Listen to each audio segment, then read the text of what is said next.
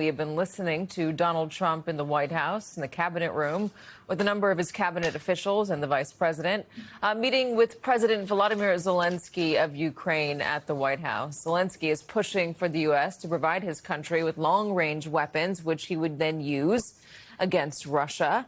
Earlier this week, Trump appeared to be considering it. That was until yesterday, after Russian President Vladimir Putin called President Trump, and the two leaders spoke for about 2 hours. Joining us now, MSNBC White House correspondent Laura Barron-Lopez, MSNBC political analyst and former Undersecretary of State in the Obama administration, Rick Stengel, and Washington Post columnist and senior fellow for national security studies at the Council on Foreign Relations, Max Boot. So, Laura, he did talk a lot about tomahawks there. Tell me what it appears he is now considering with Ukraine. He did.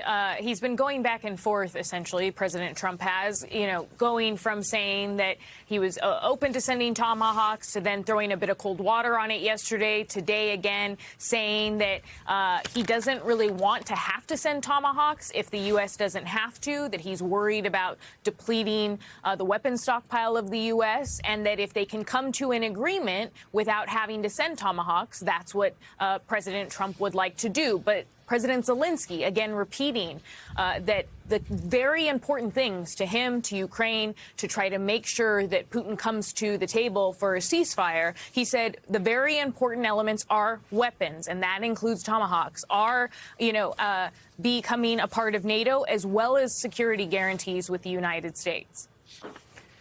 All right, Max, if he does that, if he does give tomahawks either directly or indirectly to Ukraine, what might it mean for this war?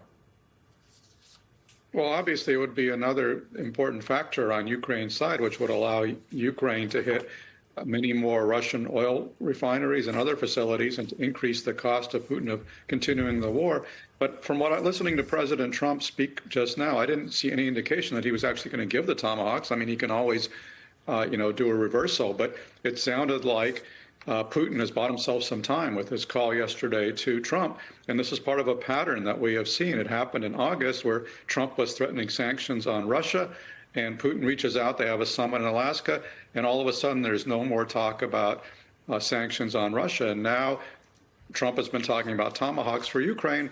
Putin calls yesterday, and all of a sudden now there's going to be another Trump-Putin meeting. Goodness knows why. And I would suspect that Trump is probably not going to give tomahawks to Ukraine right now. So I would say that Putin's charm offensive and his strategy of stalling U.S. support for Ukraine seems to be working. What would the point of another meeting between President Trump and Vladimir Putin be? This one, it appears, might happen in Budapest. Rick?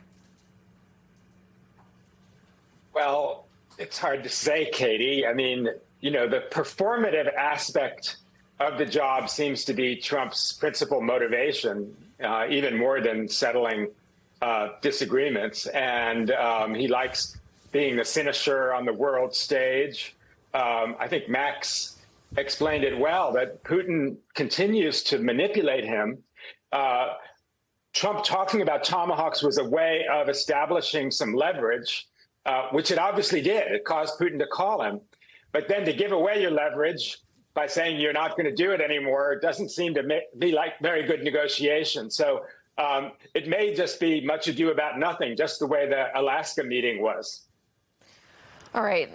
There's also some diplomatic stuff here. He mentioned India, Rick, and he said pretty surely that India is not going to be buying any of Russia's oil. He's already tried to tariff India into stopping that purchase. Is there any indication that India will stop? And if India did stop buying Russian oil, what sort of pressure does that put on Vladimir Putin? Well, Katie, the Indians have been very circumspect in their response to that. They have said that they haven't said anything about stopping buying Russian oil. It seems to me, if I'm a diplomat reading the tea leaves, they have no intention of stopping buying Russian oil, but maybe not talk very much about it. And by the way, India also has said that Donald Trump didn't settle a war between India and Pakistan. They're also very circumspect about that as well. And, part of the reason that Russia has been effective is that they've been able to sell their oil to India and China, and they've kept their profits coming in. That's why Putin so doesn't want American sanctions, and why they had that summit in Alaska, and Putin avoided getting American sanctions, and that's what he's trying to avoid again now. Let me play Donald Trump saying what he believes Vladimir Putin wants. I think that President Putin wants to end the war, or I wouldn't be talking this way. I think he wants to end the war. I spoke to him yesterday for 2.5 hours. We went through a lot of details. He wants to get it ended. I think that President Zelensky wants to get it ended. Now we have to get it done. Seems pretty confident about what Vladimir Putin wants. Does anyone have any idea of what Vladimir Putin wants, Max?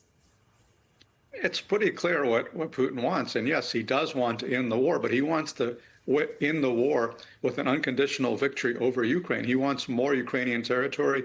He wants Ukraine to become essentially a colony of the Kremlin.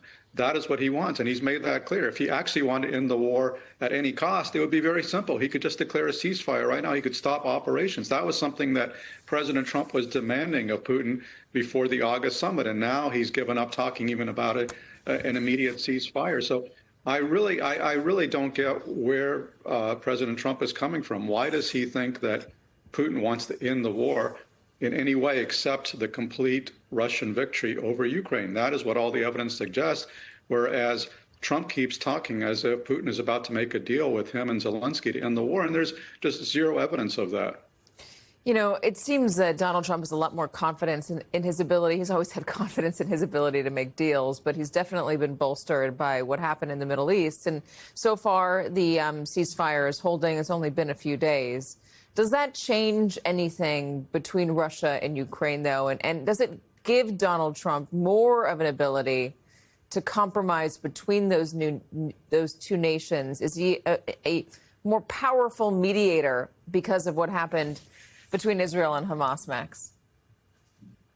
I don't think there's any real connection. I mean, I think, President Trump and his team deserve to be commended for what they did to create the ceasefire and the hostage exchange deal between Israel and Hamas. I think that was a tremendous achievement. But just because you're able to, end one war doesn't mean that you can automatically end others. And the problem here is that he is not applying the same template that he used in the Gaza war to the Ukraine war. The template in the Gaza war was putting pressure on both parties. President Trump turned the screws on Netanyahu and Israel, while Qatar, Egypt, and Turkey turned the screws on Hamas, and that's how that deal was done.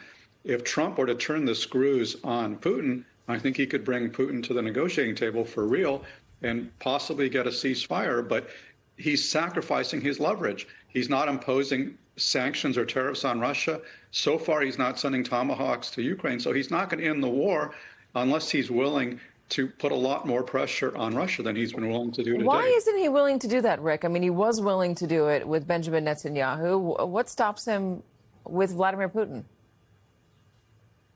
Katie, how many times have we talked about this? No one really understands what the relationship is between Putin and Trump, and Putin's leverage over Trump. And the other difference, and Max alluded to this, I mean, Putin has an actual goal. When I interviewed Putin in 2006, he said famously, the greatest tragedy of the 20th century was the dissolution of the Soviet Union. He wants to put it back together. And the gem, the pearl in the crown for Putin is Ukraine. And so he has an actual goal there. Trump's goal is to win the Nobel Peace Prize. They don't match up.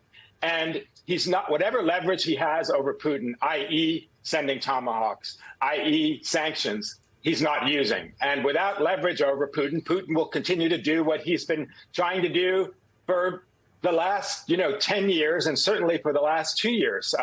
And Trump is not using whatever leverage he may have over Putin. Laura, do you have a better idea after covering the White House now for as long as you have? A better idea for why he isn't applying the tools that he has or the pressure that he has? I don't think so, Katie. I mean, there are senators, including Republican senators, who want to move forward with this, as you know. They have been prepping sanctions against Russia for some time, and they're essentially waiting for the president's sign-off. They want to see whether or not he wants to go through with this. And if he were to give the sign-off, I think you would see the Senate pass that in short order. But because the president keeps coming up to the line and then walking back from it, be it in the case of sanctions, be it in the case of tomahawks or what have you, we are kind of continuing in this Groundhog Day cycle where, again, it's really difficult to see, even when you are talking to White House officials, what exactly they think they'll be able to get out of a second summit. Because, again, you know, the president was asked by a reporter, I believe a Ukrainian reporter, just now, do you think that Putin is just doing this to buy time? Did he just call you to buy time? And the president admitted, yeah, maybe. Yeah, it seems like he is. But I still think that I can get this deal done with him.